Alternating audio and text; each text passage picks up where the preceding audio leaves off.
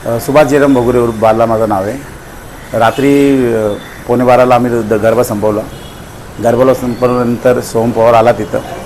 तो बोलतो तू गरबा ठेवलेला आहे इथं की तू का गरबा ठेवलेला आहे, तू कोणची परवानगी घेतली? मी बोललो मला महानगरपालिका आणि पोलीस परमिशन, PWDची, फायर ब्रिगेडची सर्वांची परमिशन आहे मला।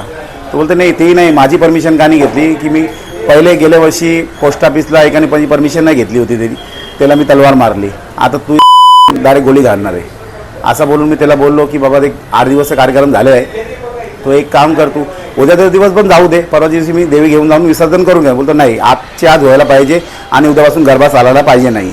तर मी बोललो की ठीक आहे थोडा बोलूया, नाही बोलतो बोलूया नाही मी इथून आणि बंद कर बोलतो।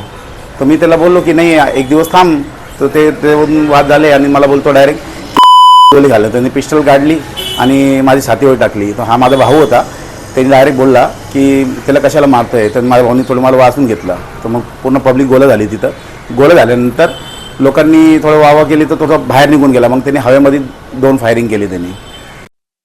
काल रात्री 12:30च्या नंतर गरबा संपल्यानंतर वंजारी विकास परिषद येथे दोघांमध्ये भांडण झालं की हा गरबा तू कोणाच्या परमिशननी, सुभाष भगरे या एकाने विचारलं की तू हा गरबा कोणाच्या परवानगीने सुरू केला, आणि वादावादी होऊन त्याने भगरेवर फायरिंग केली। त्या अनुषंगाने दोघा आरोपींवर पोलीस ठाणे येथे गुन्हा दाखल आहे।